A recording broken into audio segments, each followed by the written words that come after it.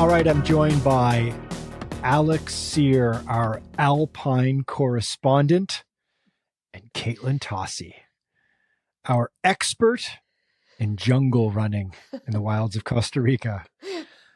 The ongoing joke, because Katelyn is probably in a more urban environment than either of us are.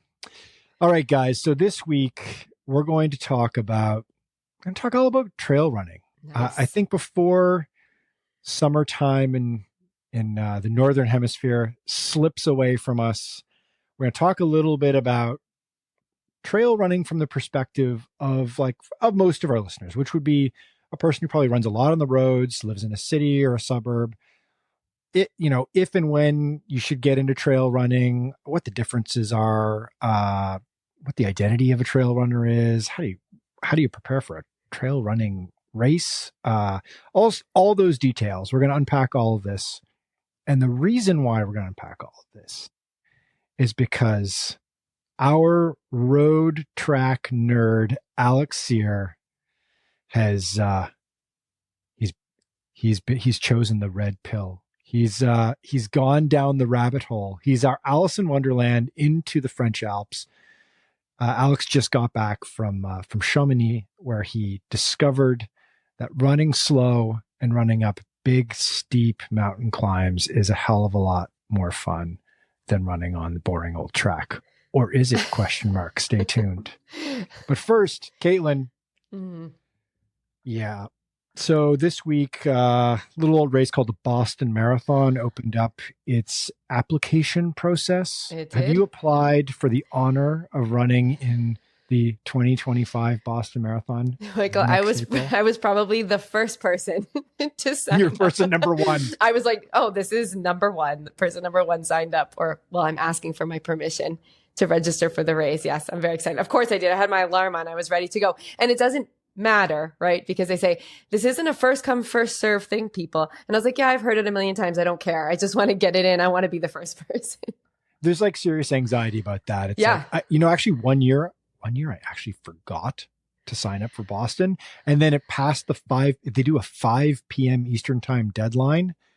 And I thought it was until midnight that night. And I'm getting home from work and okay, got to get in front of the laptop, sign up for, nope. Missed the cutoff. Oh, Didn't no. sign up. That's a nightmare. So I think you're right to have that sign up anxiety and to get your name in. Yep. I'd like to know who the first person is every year. That would be a funny thing to discover. So what'd you do? Did you pull the I'm a running journalist, can I please enter this race, or did you just miss it? Who, me? No, Yeah. I just missed it. And the BAA that runs the Boston Marathon, they don't mess around, guys. They are as serious as a heart attack about all of this stuff. Perhaps maybe a touch too serious, but the Boston Marathon is actually kind of the first marathon, and they're very proud of that. And they have a lot of tradition. There's a lot of pomp and circumstance at the Boston Marathon, which is what makes it cool. Yep. But yeah, there was no messing around. It wasn't hey guys, can I play my journalist card and can you give me an entry? They're like, no, not a chance. So I actually just went and covered it that year. I don't remember what year it was, but lesson learned. Oh my goodness. Well, I'm glad I had it on my calendar then and ready to go. Because, with how crazy things are and how busy everyone is, you could literally slip you by. Oh yeah, I'll just do it tomorrow. Yeah. Oh yeah, I have the whole week. I'll do it tomorrow. So yeah, I got it done first thing in the morning. Another neat thing about Boston is you kind of don't entirely know whether you get in or not. You literally apply, you don't sign up. Right. You're asking permission to run a frigging marathon. And you just have to wait to find out whether or not you made the cutoff within the cutoff. Right. Which is nerve-wracking but cool. Have you done the math on it? Are you safe? Or do you think you're safe? I have 28 minutes or 30 minutes. Okay, you're good. I think you're good. Okay. It's usually 5-ish minutes, right? Okay. Yeah. I do have a bit of a cushion. So I'm happy with that. I hope I can run. I hope they let me run. I think they'll let you in. Okay. Do you stay with your parents when you when you go back to Boston? Because it's like home turf. Yeah, I usually do. My brother is only about 2 miles from the fire station, as I think I've mentioned before. So I'll probably figure out. And he's always working the marathon because he's a police officer and he's always like patrol on marathon day. So I'm sure he'll be there too. So yeah, I'll probably end up staying somewhere in Newton and then just got to get that ride out to Hopkinton. Cool. Yeah, it'll be fun. All right. So, Alex, you're back from France. You went up for a little mountain experience. Katelyn and I were curious. Katelyn and I have been side channeling about this without your awareness. We want to know everything. How's Chamonix? I have no idea. It wasn't in Chamonix. It was in Sainte-Foy, which is like a 90-minute, 2-hour ride from Chamonix. But I mean, it's all part of the French Alps, right? So the landscape is probably similar, but like the actual town settlement of Chamonix, I didn't get to see. But it was neat. I don't have much mountain running experience. I thought I did. I ran cross country in college. I thought, hey, you know what? They're on golf courses, man. Come on. It's a lot of up and downs. And so I told myself this would be really easy. I kind of went ass backwards into it, to be honest. I'm like now in the middle of my racing season. And a couple days before this opportunity came, and I was like, okay, I'm going to do it. I tweaked my back at the gym. And then the first thought that goes through my mind is, do I really go and gallivant through the mountains while I'm trying to heal a back injury? And then I tell myself, this is like, it's kind of a press trip kind of thing, right? Like they bring people, media members to hang out there, check out this luxury cottage, go on little hikes around the woods in the Alps. I thought, you know what, if nothing else, it'll be easy. It'll be nice therapeutic kind of thing. I show up there, back still kind of hurt. And I realize that the other 3 guests who are there are like professional athletes. And I'm going to be the laggard. I'm be the 4th out of 4. And I quickly noticed that the hills are also, I know the Alps are pretty big, but also that there's barely any flat terrain to do my tiny little recovery runs on. Mm-hmm. And so I realized that this is going to be an intense 4-day running and hiking experience. So like I made the most of it. I did a whole lot of hiking and running. It was cool. I got to live at altitude for a few days. I maintained that it helped my race a few days later, the like tiny little red blood cell adaptation that supposedly only comes after a couple of weeks, but I'm convinced that something happened up there. But I don't know. You're going to ask me if I'm like about to convert to the trails. I have my thoughts on this, but yeah, I'm back. I've lived to tell the tale. We should say we buried the lead here. You made a wonderful vlog, a YouTube video on our channel that came out actually today. We're recording on Wednesday and it dropped this morning. So if you're listening, you'll be able to watch it. Go to our YouTube channel and give it a watch.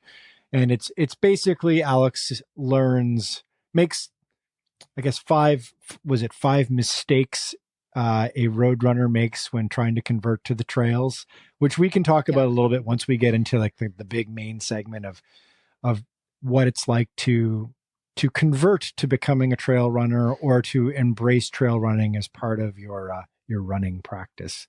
But yeah, it's a great video, really well shot, by the way, as well. I mean, obviously, like the landscape lends itself so nicely. Scenery was gorgeous, of course. Yeah, very, very jealous. And I'm 100% certain I've run all through that little area that you were camped out in, you were based in. And so let's go through that a little bit. Let's do you guys want to pivot to the big segment right away? Let's do it. Let's do it. Yeah, and Alex, we can use all your experience. I mean, you're like, you have the freshest information and the best expert right now. So if any other road runner, track runner wants to think about going to the trails, you've got like firsthand experience just last week. So I think it's a great time to do it. And I'm still not a convert, so I come at it with very sober eyes. Okay. He's not convinced right that this is the one true way. But let's talk about this. Let's talk about transitioning from, say you're like so many of our listeners, you're somebody who primarily runs on the road just because you think of yourself as a runner. I mean, you're not thinking like trail runner, ultra trail runner, road runner, track runner, whatever. You're just a runner. You're just somebody who runs in their neighborhood because you love to run and it's easy and accessible. But you probably live in a city or the suburbs.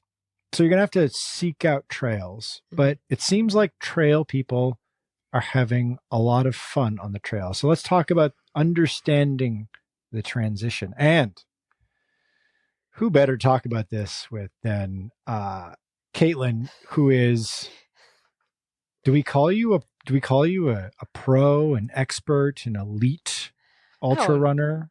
No, Can we call you all those things? Let's just say an enthusiast. Is that better? No. An extreme trail enthusiast. Okay, yeah, an extreme trail enthusiast. We'll say, well, we can leave like I got my experience being here in Costa Rica for all these years, and okay.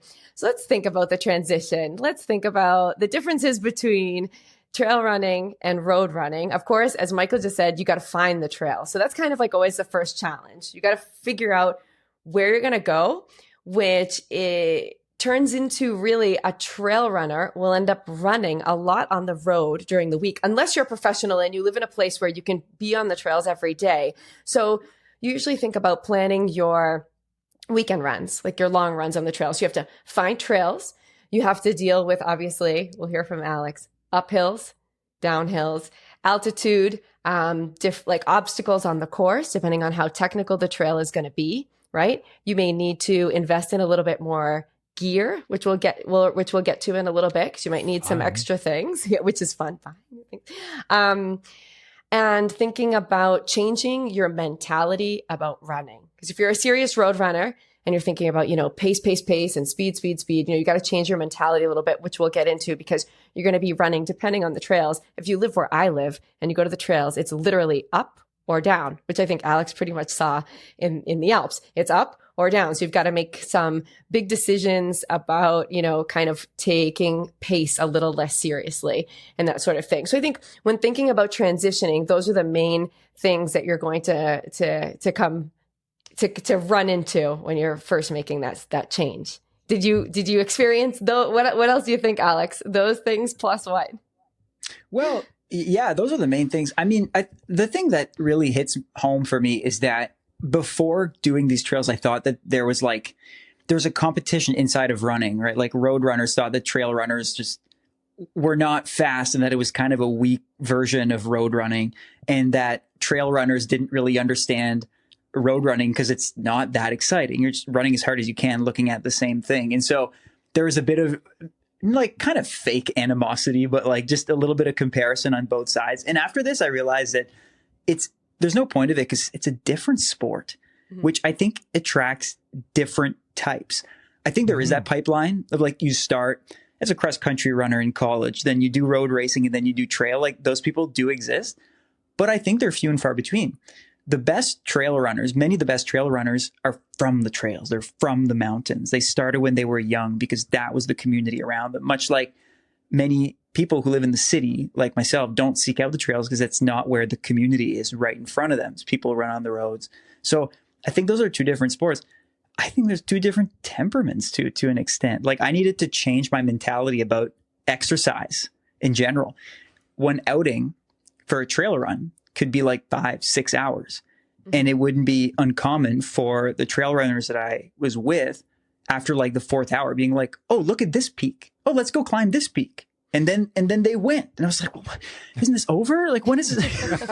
What's going to end? It's a lot of time. It's not a 1500, right? It's No. And that's what I'm used to, right? It's a short, even a 10K is short in comparison. It's right. a really focused little window of time where you're giving it your all, and after that you go have a beer. It's quick, whereas trail running, it's a full day experience. Right. Yeah, there's that's the main thing. Change your mindset going into it. Yeah, I would say that with particularly with track and road, when you're looking, your goals are typically distance based or event based goals. So you're thinking I'm going to run a half marathon, I'm going to run a 1500 meters on the track, I'm running a 5K. And then you start thinking about the secondary motivator would be probably a time-based goal. I'm going to run it in this amount of time. And then it becomes very much about control and very much about being super focused in structuring your training around that end goal, which is really smart. And it's very methodical. It's very purpose-based.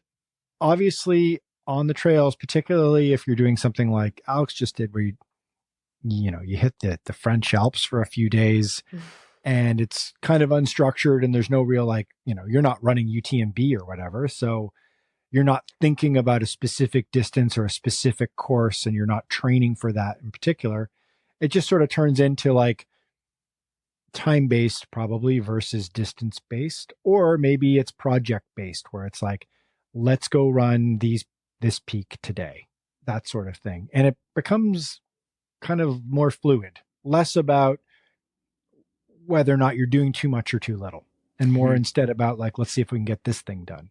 What's your thinking on that, Katelyn? I mean, you're somebody who's like trained in a very structured way on the trails. Yeah, I think I think that there are different ways to look at it in different groups of people. Those who are just going to go out and have a nice ride, like go and run and explore and like an adventure.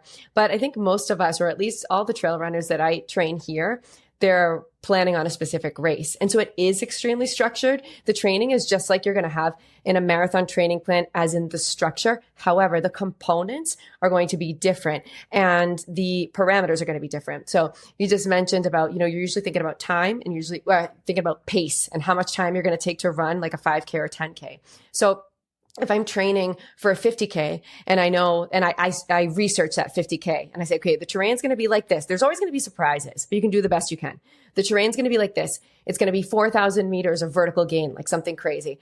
Okay. So what am I going to do? I'm going to train my runners when they're long runs, time-based and not distance-based for two reasons. One, because a 20-kilometer run with, 100 meters of gain is going to take a lot less time than a 20-kilometer run with 2,000 meters of gain or something crazy like that. So you start thinking in time, like you said, Michael, but you can really get into the nitty-gritty of it and actually prescribe long runs with time plus elevation. So for example, I would say to someone, if they're going to be doing, a vertical kilometer, or they're going to be doing an ultra that has a lot of vertical gain, I'm going to say, okay, do this long run for this week at this many hours with this much vertical gain. So people have to actually go and find routes where they're going to be able to accumulate that kind of vertical gain. So it can get pretty specific. It just, the specificities are very different things than when you're doing road running. Right. So it'd be like, the difference would be like, if you're doing a long run and you're targeting a marathon and you're saying to yourself, I need to do 20 miles and I want to do 7 miles at marathon pace. That's all sort of keeping in mind that you're probably going to be, especially if you're running a flatter course, like Chicago is an example, a very flat course, not a Boston. You're probably just thinking in terms of like trying to keep it flat and hit that pace, right, so that you can check that box off and build that confidence and also feel like you've sort of like built that system in your body as well. Whereas with trail running in particular, longer distance trail running, it's more about like time bucket and then also kind of like equivalent like elevation profile. Right. And terrain, if you can find something similar to the race, of course, that's awesome. We've got a big group, about 25 of our runners going to Kodiak, which is in just a month. It's a UTMB race and it's in California. And these long runs are our peak runs this month, right? So we also, as trail runners, ultra trail runners, we do these like the back-to-backs, right? So you don't run this like crazy distance on one day. You'll split it up into 2 days. So like, for example, this weekend, for the people running 100K and 100 miles, they've got around like 3 hours one day and then 5 hours the next day. And we're looking for routes with similar vertical gain, like a similar average vertical gain for that racing Kodiak. So they're practicing about the same sort of incline so they can really get a feel for it before the race. So yeah, instead of pace, we look for things like terrain and vertical gain. I learned that vertical gain is a big way to measure runs and talk about runs. Just like we would be like, went for 10 miles. When I finished one of the hikes, one of the other athletes was like, yeah, wow, we went for 600. And I was so dead at that point. I'm like, 600 what? Minutes? And they're like, no, vertical meters. I was like, oh, cool. So the lingo also changes. Yeah, you know what, Alex? It's so funny because we do the same thing here to kind of translate it into road running kilometers. So, for example, I actually thought about this before we got on the pod, and I thought, okay, on Saturday, because as you can say, oh, trail runners, they seem so slow. Because if you look at my Strava, you look at my long run on Saturday, you're going to say, okay, Katelyn, you ran 4 hours, you ran 34 kilometers. Okay, yes, but I ran 34 kilometers plus more than 1,300 meters of vertical gain. So we take that 1,300 meters and we add 13 kilometers. So we would say, okay, so you ran 47 kilometers in 4 hours. So now it doesn't look as, okay, so I did 47 kilometers easy run, thinking of it as an easy run on the road. And so that's kind of how you do that conversion. And when you see the gap paces in Strava, it really does make sense. So look at it like that. So you think, oh, okay, I went about, running at 5, whatever, a kilometer instead of, 650 or whatever it came out of on Garmin Connect. So that's kind of how we measure it to get in, to kind of put it in street running words, road running words. Right. So that's I understand why you wake up at 3 a.m. Cool. There you go. Because it takes her forever to do a long run. Exactly. So that's your little hack is like, yep. you go distance you've covered, and then you take how much vertical gain, how much elevation gain you've achieved in the run in meters, and 1,000 meters equals an extra, 100? 100, yeah, 100. 100 meters equals an extra kilometer? Yep, you got it. Awesome. Okay. I mean, that's a useful metric. Right? It's probably not like 100% accurate, but No. because it might be exponential, but right. At the same time, it just kind of gives you a nice ballpark. And then you can probably do the math on that and be like, oh, okay. Like I ended up running my long run at this pace theoretically if I were running on the roads. Exactly. And I like to see that number too, because I like to kind of translate it into that and say, okay, well, on the road, it would have been 47 kilometers in the 4 hours instead. So I kind of just, take a look at that. And I also use that to help my athletes understand like how much they're really doing. Because when they say, how about I only ran, 14 kilometers in 2 hours? Yeah, but how much vertical gain did you have? Okay, let's hash it out and let's see what you really did. Yeah, I did a trail run. What day are we today? I did a trail run on Monday. I'll have to go back and look at it. It was like 14 kilometers, but it took me quite a bit of while, and there's quite a bit of vertical gain. I'll have to do the math on it. Yeah. I'll probably feel a lot better about it afterwards. Like, oh, you will.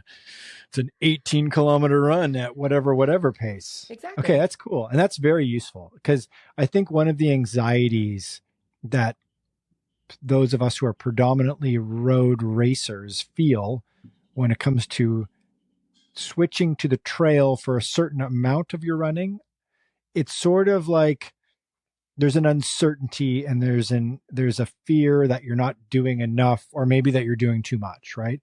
There's this, it's difficult to do that equation. That's a really solid equation. Very useful, Katelyn. Great. I'm great takeaway. I'm about to add 50K to my Strava from last week. That's great. There you go. We're going to see this like extra. It's going to say like, a manual input activity from Alex, 50K. Vertical. You're working harder than usual. Yes, I was. Just tack that on. So, obviously I just made a little list of like what I see as the big differences are, and we've touched on pretty much all of them.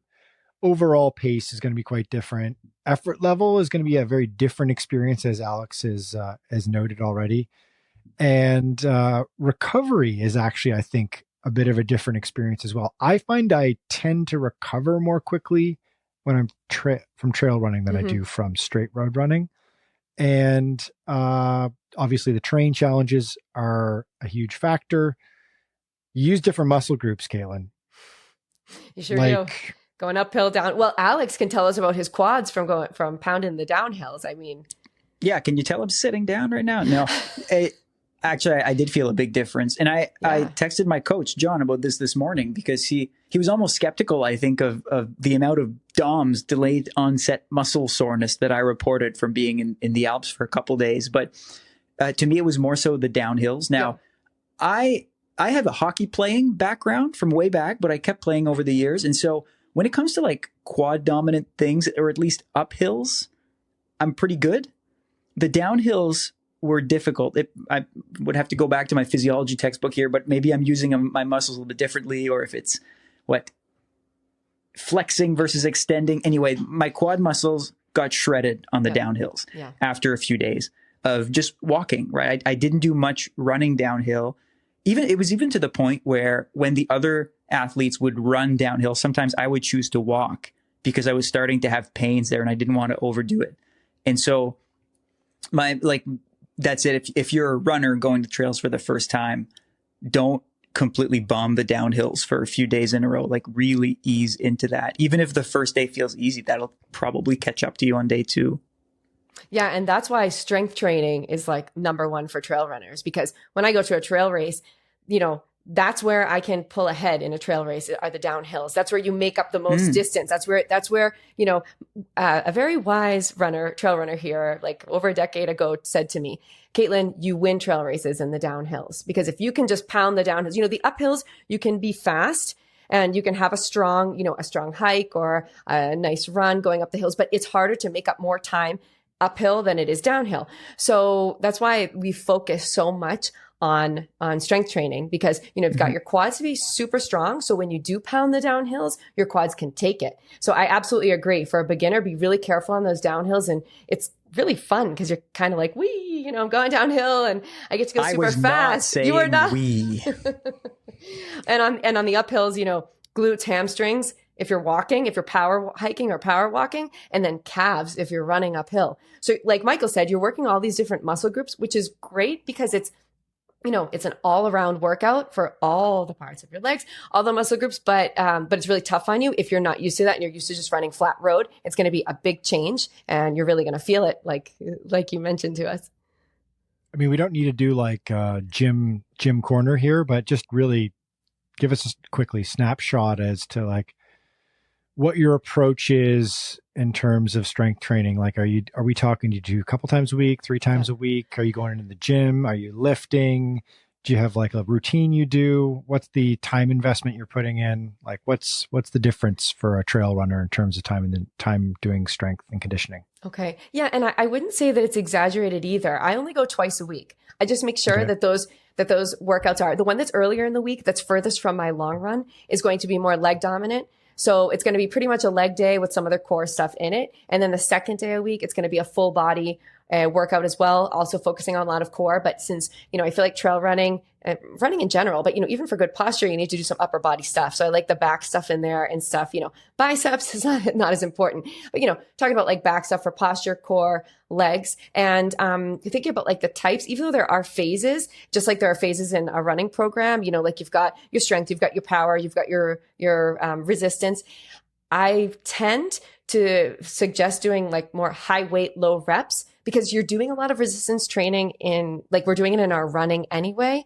So it's kind of to take advantage of the time, you can do like for that powerful lifts, you can do 8 reps with, a weight that's going to be tricky for you to get through rep 7 and 8 and, 3 sets or something like that. Like just an overview. And then I do switch it up. And then sometimes I'm doing, less weight, 10 to 12 reps of stuff. And yeah, at the gym, lifting weights, you can do most of the stuff without machines. Actually, working without machines is even better, because we have to think that when we're trail running, stability is so important, and agility. So if you're working with dumbbells and you're working with kettlebells, and you're not working with a machine at the gym that is actually going to help you, right? Because it's going to stabilize your body when you're lifting the weights. So doing a lot of like functional training, as they call it, with dumbbells and kettlebell, free weights, to say it like that, even barbells and that sort of thing, is going to be better for you, because you're also going to work on your balance and on your stability and that sort of thing, which is going to help you on the trails. I think we actually have some video work of you doing some of these strength training stuff on the site. Look at this. Look at this segue. I didn't even mean to do this. This is not in the show notes, but I will put it in the podcast show notes, that a link to you doing some of these exercises for our listeners to slot that in. I think even if you're not a trail runner, probably a good idea. I think it's like the number one thing that goes by the wayside for the vast majority of us. I'm definitely guilty of this as well. I always tell myself every week, like 2 times this week, you got to do something strength and conditioning based. Even if you're just like BSing your way through it, just committing to doing it, you'll gain some benefit from it. I think the main differentiator for me for trail running versus road running, because I do a fair amount of running on the trail and fair amount of running in the sort of like city trails. And I think that that's something that if you live in a city or a suburb, a satellite of a city, and certainly if you live in a rural area, there's got to be some sort of trail network out there that you can find. And I think it's a lot of fun if you don't want to just become like a full on dyed in the wool trail runner. I think there's still huge benefit, both physical and psychological, for hitting the trails a few times a week. And this is, I'm talking to you, Alex, here. I'm talking to my younger self, and I'm talking to you, which is to let go a little bit of being super focused on pace, and particularly on easy run day and just running on time and hitting the trail. You develop quite a bit more overall strength and lateral stability. Right. But also, I think the big difference for me between the trail and the road is the fact that your mind is totally engaged in a run when you're running on the trail versus on the road. On the road, you don't really think very much about where you're placing your feet, about what's in front of you, beyond just like, is that a stoplight? Is the stoplight red? Am I going to get run over by a car? Right? Like you don't think beyond that, right? And especially if you're out running with somebody else. Whereas on the trail, you're very, very present, to use a buzzword of the last few years, an Instagram friendly term. You're super present. And I think that's a reason why people like to run, right? They like to get into their own headspace, be very present with what they're doing, very conscious and self-aware, physically, emotionally, mentally, spiritually. Whoa. Wow. Alex, how did you find, let's do this. How did you find the trails? How did you find like the technicality of the trails where you were? Were they groomed, or were they tricky? Lots of rocks and roots, or how did you deal with that? Yeah, I mean, it was fine. I feel like over the course of this podcast, I've come across as like a road absolutist. I'm not. I do road races. I don't do trail races. But in the past, especially when I get to higher mileage, I go on the trails. Those city trails, the same thing. Because of exactly that. Running on the road, the same road all the time, gets boring. You want to keep it interesting. So in terms of like the routes, I mean, there were two levels of this. Like when you actually got on the hiking trails, like you were negotiating with rocks, that's when, like, because I wasn't that experienced of a trail runner, I was walking. Okay. I also probably didn't quite have shoes that were technical enough to really negotiate rocks and run on them. So I didn't even mess with that. But when it comes to trails that most people can find with tree roots and stuff, I think that if you're careful and you try to avoid rolling an ankle, it's good. It is a strength workout. Yeah. Without you realizing the uphills and the downhills, placing your foot on the ground slightly differently every time makes a huge difference. And I think it's good to pepper in for the mental and the physical. I won't throw as many qualifiers as Michael, but hey, it is a good change. Yeah, I think that exactly that. Placing your foot differently each time, running on different terrain, it's a little softer. And there are a lot of studies out there that actually have found that a lot less impact than running on the road, right? So I have one of my athletes had a stress fracture in her foot a while ago, and she's, we're rehabilitating and, getting her back to a ton of running. And she was running a lot of road. And last week, she went and she was on vacation and running on some trails. And she said, wow, I feel a lot better. And I was like, yeah, of course, because, you're placing your feet differently. You're running on softer terrain. You've got to go up a little bit. You've got to go down a little bit. And she really loved it and thought, well, this is going to be great to have a little bit less impact. If you don't have to run trail every day, but if you can just take out that little percentage of impact, then pounding the pavement every day, it'll be a real big help. I realized many years ago that, first of all, if you're running on a paved trail, which is a ridiculous thing, but it's extremely common when you live in a city, they just slap some asphalt down on a perfectly good, packed dirt trail. It's like, I guess that makes it more useful if you're biking. It's more useful as a multi-use trail. But I just run next to it. I run next to it in on the grass or on the dirt, And it's just these like little micro differences in the surface that you don't get on smooth tarmac Right. that I think over time definitely help, right? It's because otherwise you're really flirting with the potential for repetitive stress injuries. I think road running, it's just you're repeating the same thing over and over and over again, particularly if you are leaning to more towards running on sort of like flat surfaces a lot, or perhaps consciously or not avoiding going up and down hills and varying terrain. I think it's a good idea to kind of get off the road a little bit, even if you are focusing on the road. Although I will say another pro tip would be if you are ultimately running road races as a goal race, and you'll talk to anybody talk to the best runners from East Africa, talk to Eliud Kipchoge. He's a guy who's like, he's training mostly on dirt roads and on a dirt track, but they purposefully move to tarmac as the season progresses in order to get that pounding in, so that when they run the grand finale, the big race, the marathon, it's not a devastating, damaging experience for their bodies. So that's, I think, something to keep in mind is like, if you're 100% on the trails and then you move to the road for the race, it can be kind of a painful experience. So that's something to keep in mind.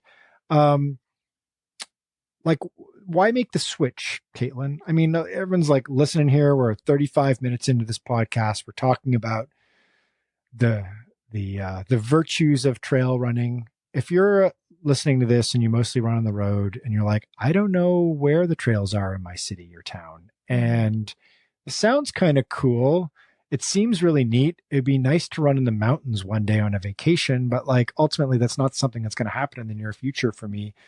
Like, what's the impetus to move to the trail? Why did you move to the trail? I guess maybe you moved to the trail because you live in Costa Rica and there's trails everywhere. I actually started running on the trails, and it's and it's actually funny because I was here.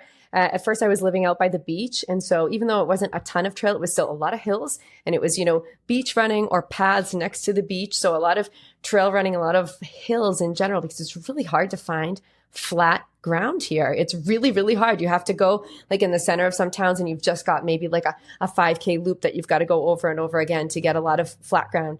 And so I started out on the trails more than anything. And I just really, just a bunch of things that you guys were saying, like the experience and being really present with running is cool, but the community is very fun. And I think, Michael, you mentioned that as well. The trail community is very fun, and it's super fun to go exploring new places and to meet new people. And a lot of trail running, yes, of course, are always going to be levels. And when you're training for trail running to compete, it's not always going to be just like going out on an adventure. But I have to be honest, a lot of my long runs or like, chatting with my running partner or with other people in the running group or with, people around me, even in a super long, if it's an ultra race, of course, if it's a short trail race and you're competing, it's not going to be like that. But the training aspect of it, you can usually find a really great community and a lot of fun people, experienced people as well, who you can go running with. And it's just kind of a nice change because you're not thinking about pace. You're not thinking about speed. You're not thinking about, I love both. I'm a total hybrid runner, and you guys both know it because I just did a road marathon in May. Now I'm going to do an ultra in October, and then I'm hoping to run Boston in April. So I'm like a super hybrid runner, and I go back and forth, and I really enjoy both. But I do enjoy trail running more, and I think because it takes a little bit of the pressure off of the paces. So I come off of training for a marathon where I've like really been just like working myself into the ground and just trying to hit pace after pace after pace. And for me, it can get a little bit on the stressful side because I put a lot of pressure on myself.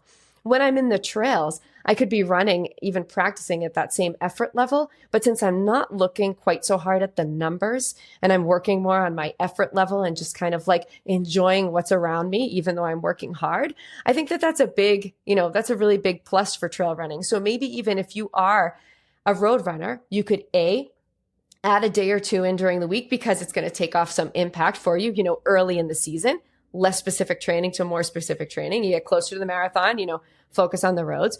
So if you want to add it in just to switch it up a little bit, have some fun, explore, have a little less impact. Or if you want, you can do similar to what I do and do a road running season, an off season, a trail running season, and kind of take like that pressure off and that stress off, And I don't know, you guys maybe don't feel stress when you're trying to hit paces and stuff, but I sure do. So I feel like it's like a nice breather. It can be like a nice escape maybe for road runners. I feel stress in the opposite way. And I think I know why.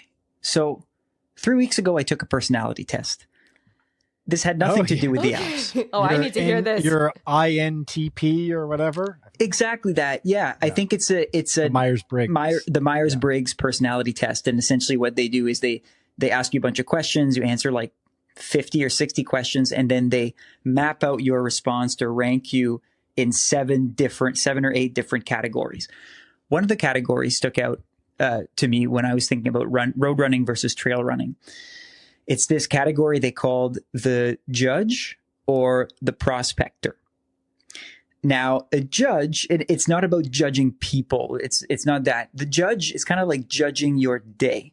A judge does well when they wake up and they know what their day is going to be about. They have measured goals. They have outcomes that they want to hit.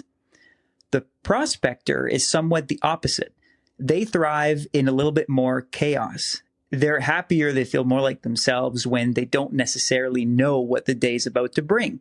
They like having a lot of free time. That means I can work on whatever I want to, and then I'll have my best results that way. Can you guys guess what I was? A judge or a prospector? Judge. Are you going digging for gold? Are you a prospector? You seen the old Prospector Saturday Night Live clip with Will Ferrell? Anyway, I was a judge. Yes, I was a judge. Yeah, 100%. I was a judge, and I think most judges who run find themselves in road running because the outcomes are a lot more decided, or at least you know what you're going for. And the prospectors might find themselves in trail running. So you're asking anxieties. I don't really have anxiety. It's about pace and time because I know that that's the goal. I kind of thrive under that because it's like if I want to run, 15 minutes for 5K, I've done all these workouts and now I'm going to do it. It's like all part of the plan.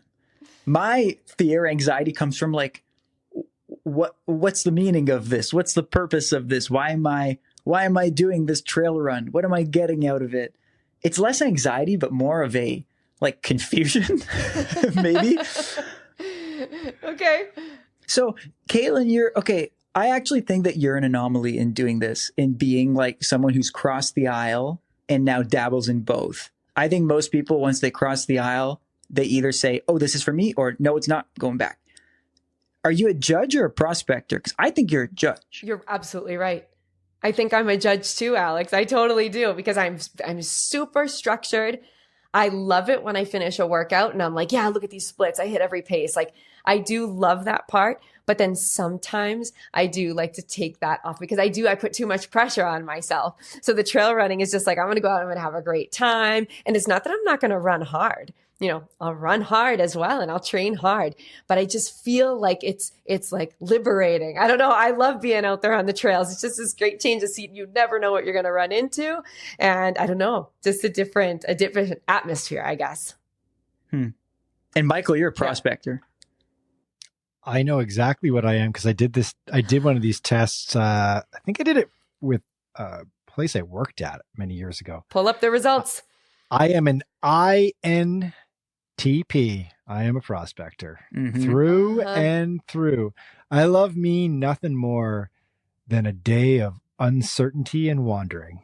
Oh. And I'm definitely, Katelyn, I'm definitely the type that like, get me on the trail for 5 or 6 hours. Yeah, I'll go up and explore that peak over there and see what happens. That's awesome. The danger for me is getting to the peak. And then I'm like, this has totally happened to me before in the Canadian Rockies, where it's like running outside of the town of Jasper. And then I'm like, oh, the sun's going down. Oh my God. I've been out on the trails running for 5 hours. Oh yeah. It gets a little darker here than it does in town because there's no street lights in the wilderness. Maybe I should run a little bit faster right now. And it gets you in a little bit of trouble. What was it? What initialism personality type did you get there, Alex? ENTJ. I'm something called a commander. The commander. I like it. That's it. That's his new name. Can we call you Commander Cyr? Commander. Please don't. You can if you want. Commander Cyr. I love it. I like it. I'm going to take the test. So next time I'll have my results.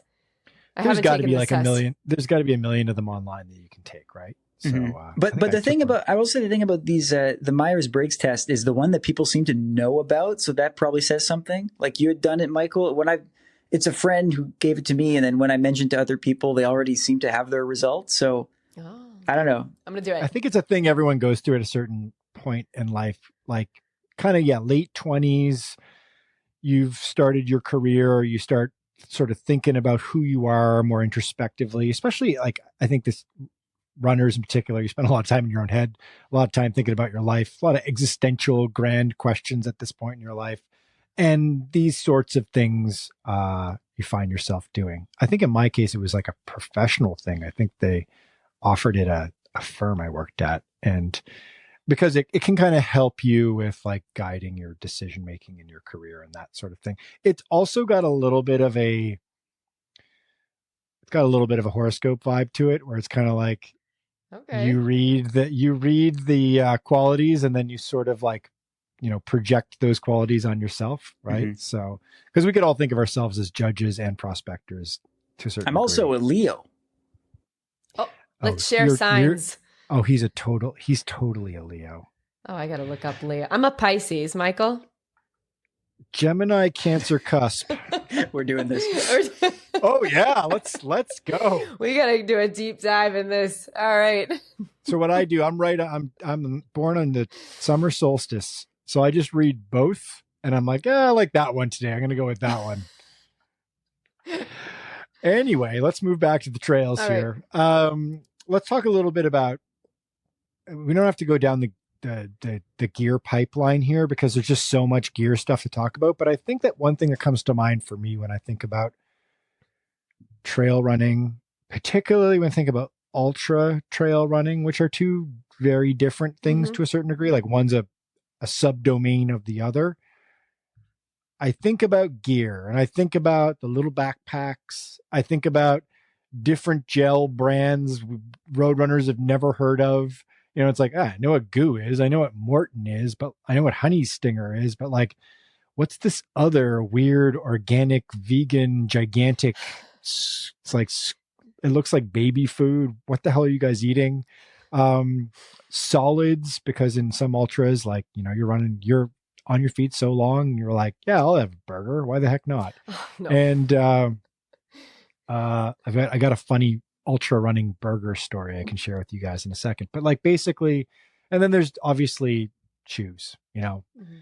Alex and I love talking about shoes. We won't nerd out too much about shoes. There's a time and a place for that. It can be boring. But like ultimately, say Katelyn, say one were to run 50K or 100K in November-ish, in a UTMB event somewhere in Asia. What would they need? Hint, hint, nudge, nudge. What would they need to wear to have success in that event in Hong Kong, for example? Are you asking for a friend, Michael? I'm asking for a friend. Okay. All right. If you're Who happens to be a Gemini Cancer. If you're asking for a friend, you can tell your friend, because I think this friend prefers to be a little, like, not to have so much cushioning in their shoes, because you can always go down the Hoka rabbit hole. I do not use as much Hoka as other brands, but I do have a couple pairs of Hoka. I used for many years La Sportiva. But they are a very kind of like a hard shoe, because when I'm running, I really like to feel the ground beneath me. So when I'm running on trail, right? So running on trail, I like to have a lot of control over my footing. And so most of the shoes that I've used or that I use on technical trails, they've been the Sportiva, which they have, the Caracal, and they've got the Jackal, and they've got, what other ones have I used there? And now I have switched over. I've also been using Brooks, because Brooks aren't. Get out. Yeah. I love the Cascadia, and they were actually one of my first trail shoes way back in the day. And I just got them again. I like the minor changes that they've made to it with a wider toe box and such. And for this race I'm going to run in October, I'm going to use the Divide. And I know that sounds a little crazy. The Divide is like a hybrid shoe. It's like Okay. trail, road, and it's a very light, comfortable shoe. And I wore it when I ran Black Canyon a couple of years ago and loved it because it seems like a pretty fast shoe in terms of just like being light and comfortable. And I don't like all that cushioning on the trail because I feel like what happens is I easily trip over a rock or it hits, all this extra material on the bottom of the shoe. I just feel like awkward, like clunky sometimes. So those are the shoes that I've been using most recently that I've liked a lot. So even though, Brooks is like that road running shoe, they've got amazing trail shoes. So you should check them out. I mean, your friend. No, my friend. Yes. Yeah, your friend. I will pass it on to them. Please do.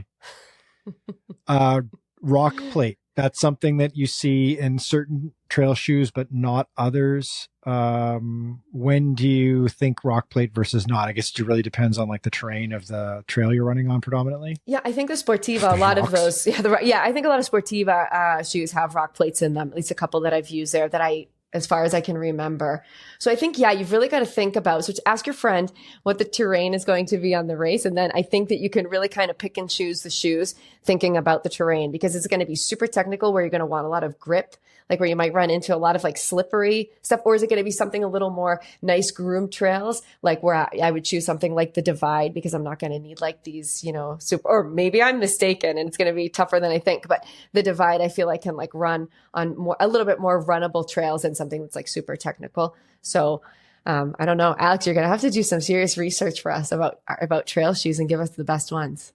Yeah, well, what I would tell your friend is that your friend shouldn't make the common road runner mistake of just like taking your road running shoe, but the Virgin that's like GTX and slap a slab of Vibram underneath, a Vibram grip, and expect that that's going to be sufficient. The ones that I used were just a lot bulkier. What I would say is like, don't be afraid to look at brands that maybe you've never used or never tried. Like I think of the one that Katelyn mentioned. I think of Scarpa, that's pretty popular in Europe. I think of Scott, another shoe brand. Scott. Mm-hmm. That like it doesn't have to be Nike or Adidas, right? Adidas has like their Terex, I think, line that also is pretty prominent in the trail space. But yeah, don't be afraid to try out shoes that maybe you've never tried before from other brands because some trail brands do it better than predominantly road brands.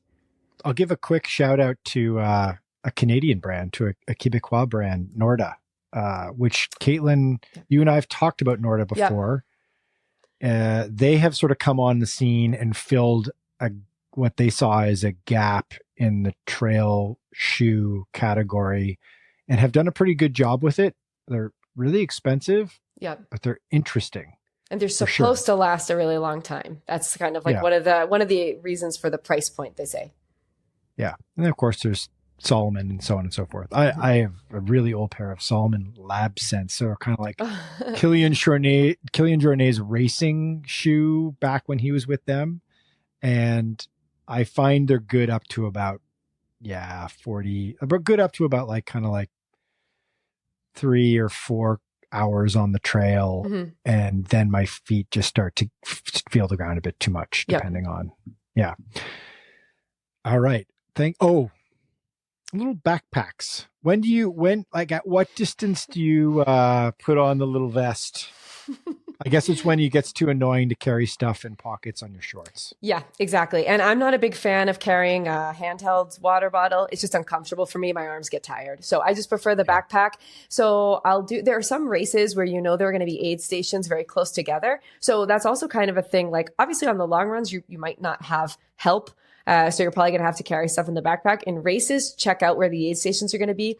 And also make sure you always check out the gear that they're going to be checking off and make sure that you have, because some races make you wear, or you have to carry 1.5 liters of water at least, or you have to carry a vest, or you have to carry, a certain amount of items.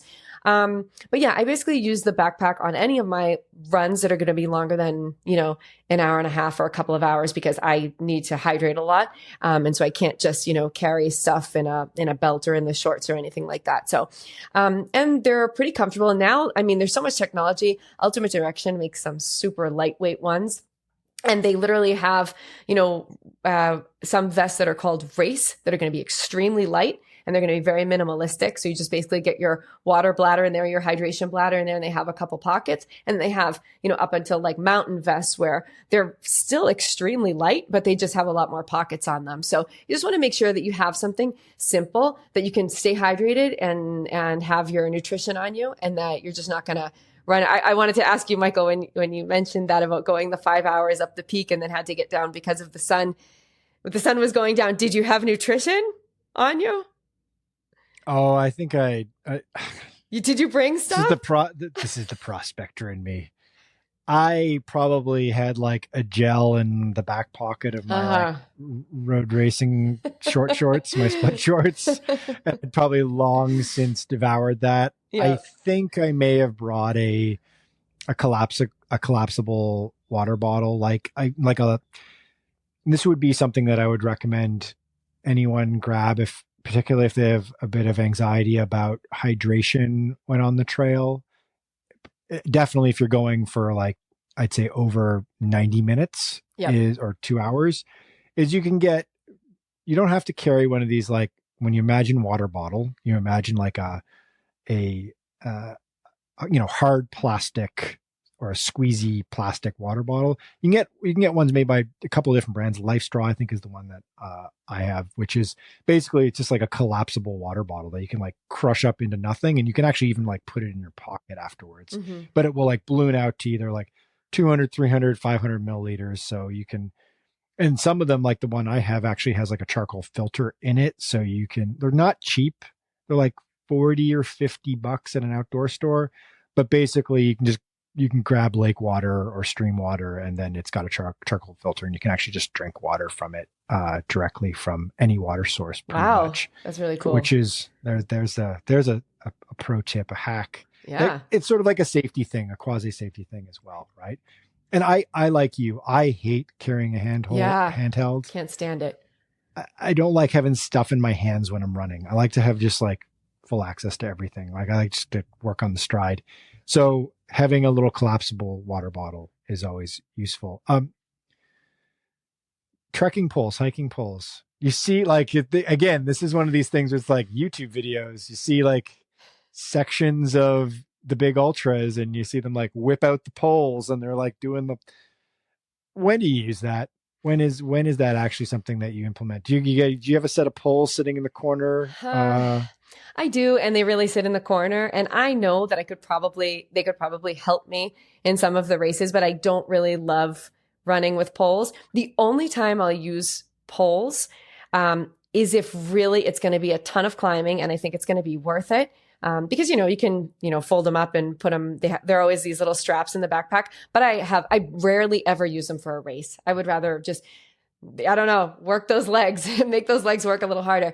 But I have used them in vertical kilometer races, which are, just an uphill race where you're going to go 1,000 meters of vertical gain in the shortest amount of distance possible. So in an uphill short race, I'll use them because I know that I won't need to put them away, and I know that I won't need to, right? I'll just use them for the entire race because it's going to be this like crazy mix between power hike and running as fast as I can uphill. And then, so that I feel that they're helpful, but you see a lot of the elites using them all the time, pulling them out, putting them back away, pulling them out. So, I mean, they've got to have a lot of value to them. I think if you know how to use them correctly, then I think that they can be a real asset to your running. But yeah, I'm not a big pole person. I don't use them that often when I run.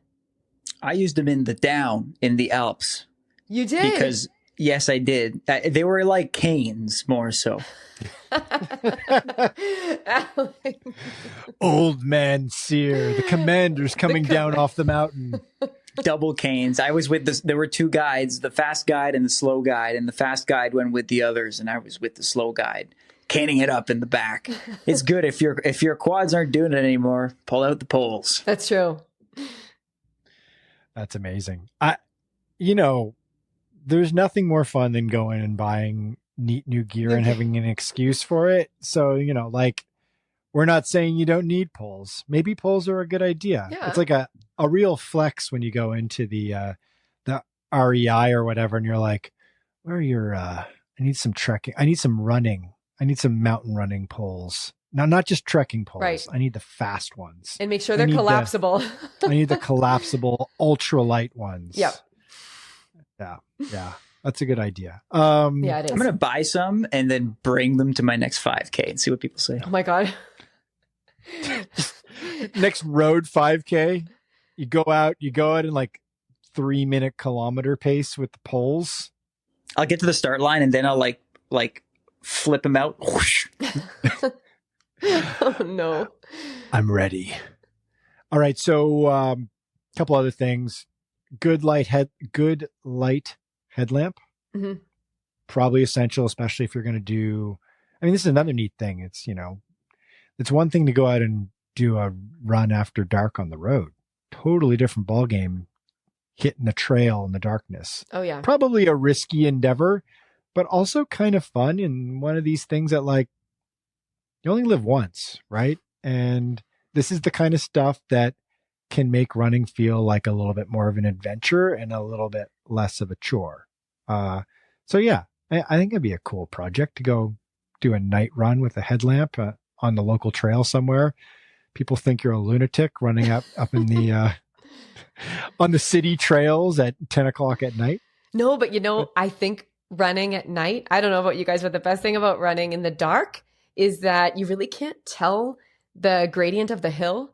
And so it kind of like messes with your mind and you don't really realize the hills that you're running when you're running at night. I don't know. It helps me like in ultra races and stuff. Then the nighttime span goes by really fast for me. Like that nighttime track goes by really fast for me. I don't know why. I think it has to do with that. Do we need to buy a new watch? No.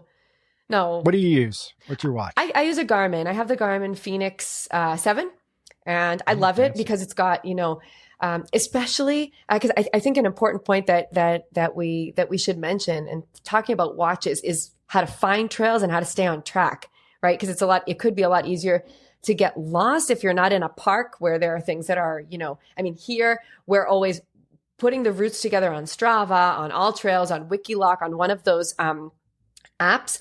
And then it's great because what you can do is you can upload that trail onto the Garmin and onto a ton of watches, I'm sure. And you literally have like Google Maps, like step-by-step instructions. So it'll say in 50 meters, take a right.